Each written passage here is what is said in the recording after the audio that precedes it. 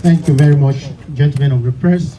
We actually had an enlarged State Security Council meeting, and the governor of Abia State, Right Honorable, His Excellency Right Honorable Elder Sheriff Oborevwori, presided over the meeting, and we had a useful discussion where suggestions were made by traditional rulers, members of the State House of Assembly, members of the State Executive Council, local government chairmen, where it was agreed upon that measures, serious measures will be taken to curb the issue of kidnapping that is rearing its head in some places. And the various groups commended His Excellency and the security agencies for all that they are doing to making sure Delta State is peaceful, is safe.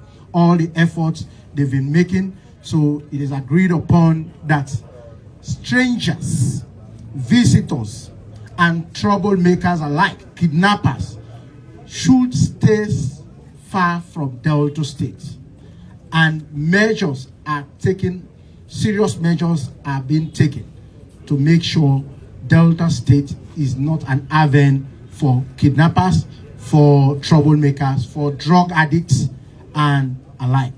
So by the grace of God, with the measures, security issues, I will not disclose the details of what was discussed, but I will tell you that we had very, very useful discussion, and by the grace of God, Delta State will be safe. And I know we are doing well as a state, and we're going to do more. All right, probably we'll ask the council chairman to... Yes, at the level of the local government council, by virtue of this meeting, we are further strengthened to move back to our respective domain to take issue of security further than as it is. It is a marching order, and it is our position in line with the meeting now that all criminal elements should relocate from the state, and that is the position.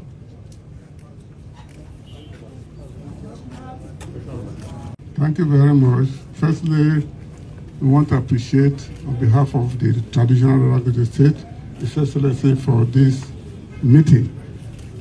Security is very important in human endeavor. Apart from the air which God gave to us, which we breathe freely, the most important thing in our life is security. Because when there's no security, no development can come to place. We, the traditional rulers, we have an important role to play in making sure that our domains are secured. We have a lot of contact through which we get information. Sometimes we even get information faster than the security agencies. So there's need for us, there's going to be a synergy between us, the local government chairman, and the security agencies to make sure information are passed appropriately. I will also want to use the opportunity to disabuse the mind of Nigerians who believe that traditional rulers are selling land to herders, which is not true. In various communities, the land belongs either to communities or families. It doesn't belong to traditional rulers. There are some people, some bad elements in our communities who can take money from the herders, and they will say, oh, the traditional rulers are where? You want to rubbish the traditional institution. That must be corrected. We believe that what we have done today, it will go a long way to ensure that security of the state is at the top. We know generally, competitively, Delta State is better secured than other states, but we will not lower our guards. Thank you very much.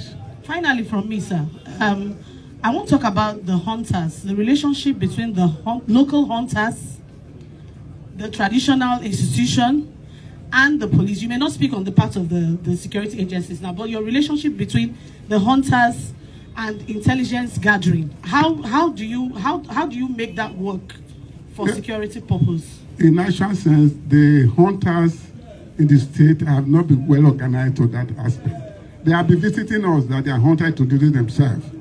but we haven't seen their presence in all the local government. So we have not been able to use them. But what we know, that we have vigilante in our various communities. The only problem, we have to have this with the local government chairman so that they are properly funded. Those are the people we are using now. But I also know that Mr. President has said that we are going to have forest guards. So I don't know whether the forest guard is going to represent the hunters also, we don't know. But the hunters, they are not well established in the various kingdoms. All right, thank you. Like you know, the security meeting today is an extended one, involving the executive, legislative, judiciary, traditional leaders, as well as security agencies and other stakeholders. The idea was for us to review the security situation in the states and appraise the successes that we have had so far, while also looking at what we can do to improve and enhance the security situation. As highlighted, the highlights of today's meeting were on kidnapping, cultism, farmer sellers clashes, as well as drug abuse and the proliferation of drugs within the states.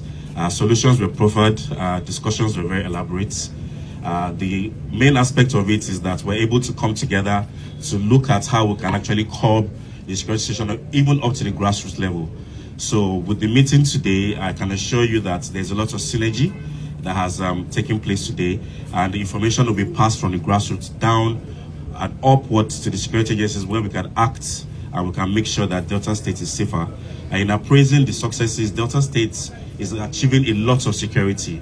You can attest to the fact that IPOB is not able to operate in this state, and they will never be able to operate in this state. They will not cross over the bridge.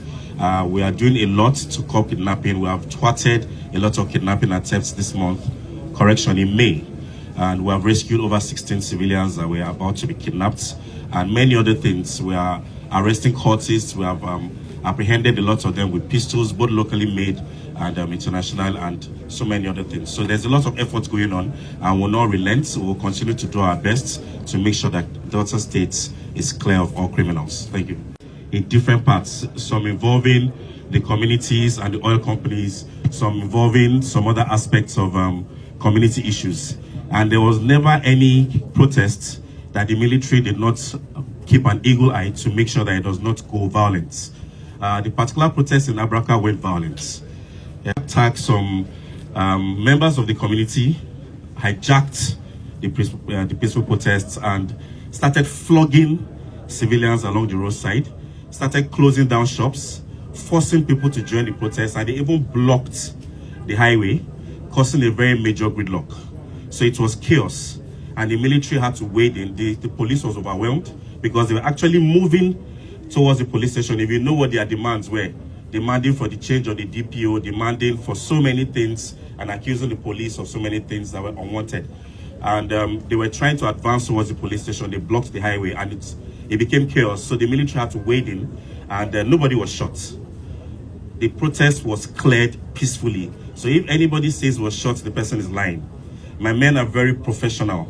And like I said, there are a series of protests. As I'm speaking to you, there's a protest going on, and nobody has been shot.